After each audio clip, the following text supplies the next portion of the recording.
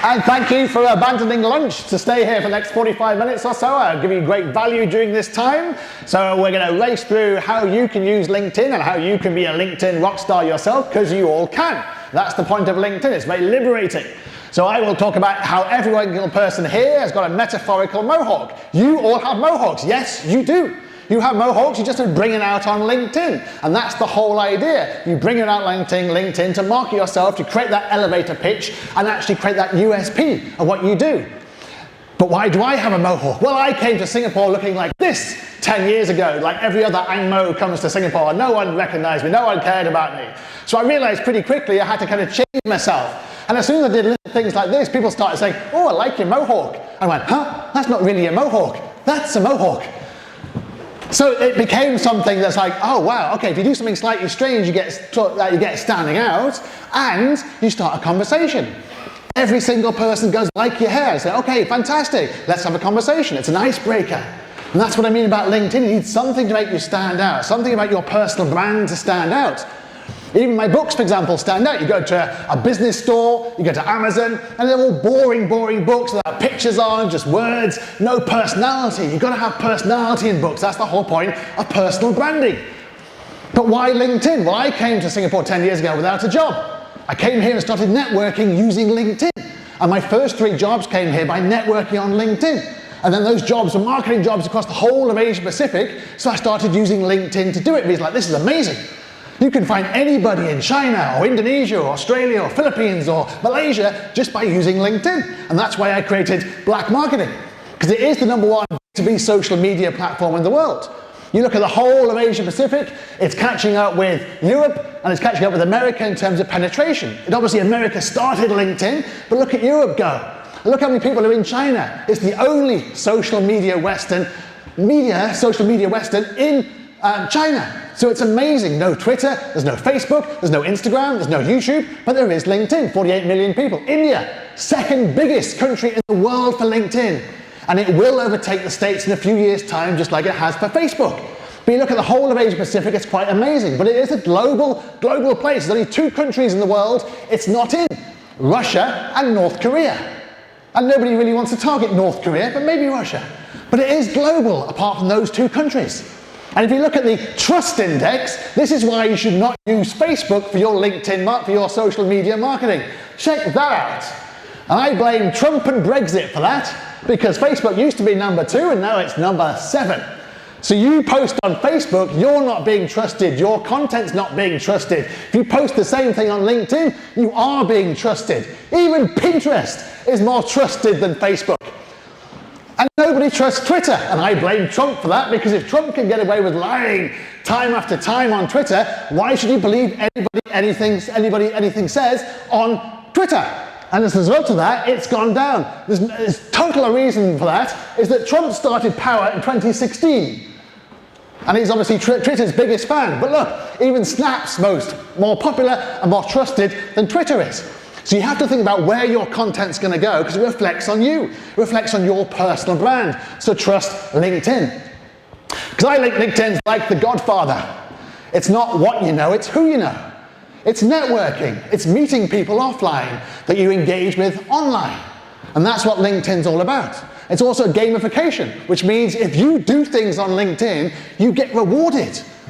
They actually bounce you up, they actually promote you more, because you're actually doing something. A minority of people do things on LinkedIn. And I like this quote, not because I like James Blunt, obviously. I can't stand here in a U2 t-shirt saying I like James Blunt, but I do like the quote. I'm self-deprecating because I'm British. If I was American, I would tell you how great I was.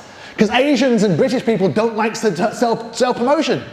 But Americans have no problem whatsoever in self-promotion. It's in the genes, it's in the DNA.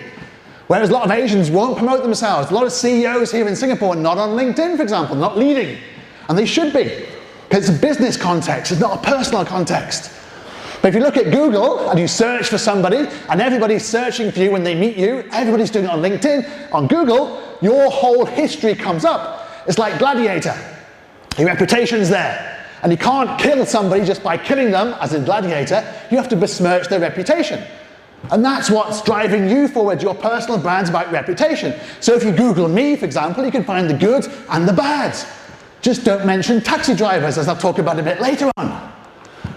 because you're in control of your LinkedIn reputation.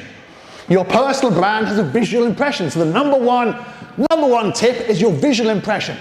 It's like, where do you come across? It's like this. This is a visual impression. People take so much visually in your body language and what you look like. So your LinkedIn's very, very popular. So start off with a good picture. If I show you this, you get a good impression or a bad impression, but you get a personal branding impression of the Joker with all his positive and negative attributes. But you know who he is. You know what he stands for. The same way, if you look at Karen here, she's the GPS girl. And she's amazing. She's on 3 billion devices going recalculating. And that's her USP. That's her mohawk. She's the GPS girl. And she's amazing, but she's also a keynote speaker. She's also a concert performer, but she's the GPS girl. She's built an entire brand on that, just like I built an entire brand on having a mohawk. But it's not the only thing we both do. If I show you Sophia the robot, obviously Sophia the robot is a robot. That's her USP. Her USP is the fact she's a robot. Now your background picture is also important on LinkedIn. It's free advertising. And LinkedIn's a very precious social media platform, most expensive in the world, 10 times more expensive than Facebook. So you think about the background picture here, look at it, you've got a beautiful background picture like the Ritz-Carlton, use it to market your brand. Use it to market yourself.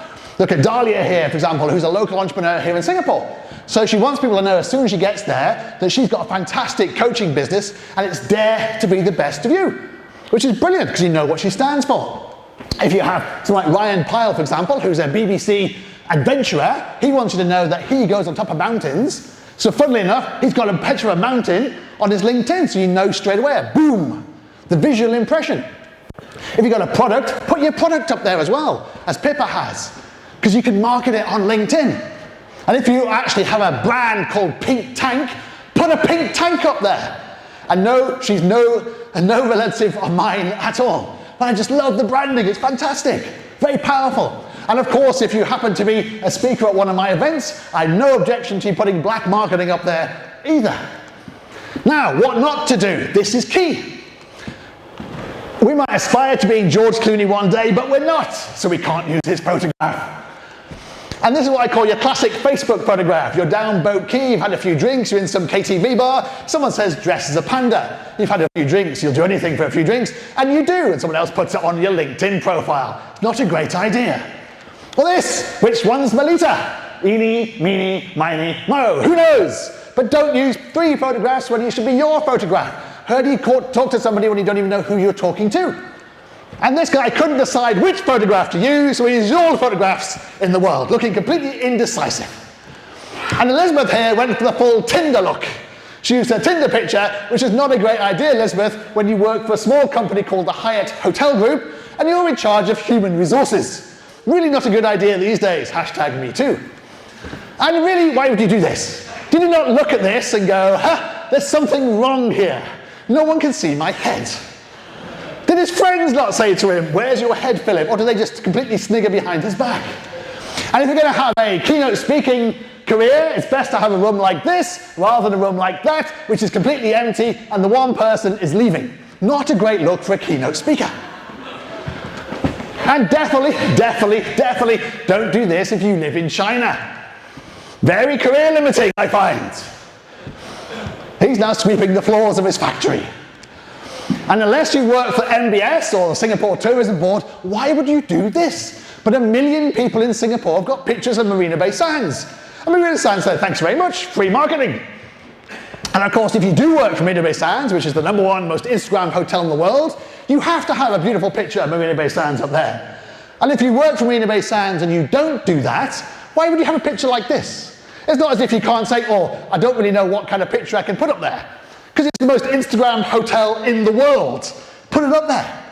Now your personal brand statement's very, very important. It's how you describe yourself as your elevator pitch. So I show you Nike, just do it. Or Apple, think different. Mine, of course, is the only CEO with a mohawk. And now why that's very important, because your headline follows you all over the world. So it follows you on LinkedIn everywhere. When you post, it's there. When you comment, it's there. When you share something and you get tagged by somebody, it's there. So it's constantly marketing you. When you do a search, it's there. So it's marketing you and what you do. When you go on other people's profiles, for example, it's there. So really think what keywords you want in it and use it. Challenge people, for example. So Mike Nackey here is the coolest guy in Nashville. Google it to see for yourself. So we did, and he is. He's the coolest guy in Nashville. Brilliant, because you're actually making people do something, and he obviously sells SEO as part of his business. If you're hiring, tell people you're hiring. If you actually want a job, tell people you actually want a job. Put it on LinkedIn, and then other people can actually find you. They know you're looking for a job. Now don't do this. Lonely and young girl. It's not Tinder, and we tried to find her because she lives in Singapore, but we've not found her so far. Human being. Albert felt the need to put human being down, as if you do a search on LinkedIn going, I need to talk to a human being sometime. Doesn't really work. And Dave Kay went for the executive demigods. See, Americans are quite happy being very promotional. And Shelley here went Shelley Sharma, wife of Stephen Sharma. Why would you do that?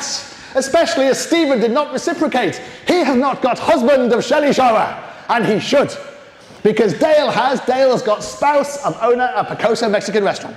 He's got no brand by himself. He's merely going out with someone who owns a dodgy restaurant in Hong Kong. Lecturer at retired and enjoying time with the family. Does he look like he's enjoying time with the family? No, I think he'd rather be back at work. People of the Year 2010. If you're going to win an award, make sure it's in the last 10 years at least. Because you can't win an award last 10 years because it's like one of those restaurants that won a Michelin star 10 years ago and the chef left and they never won an award since.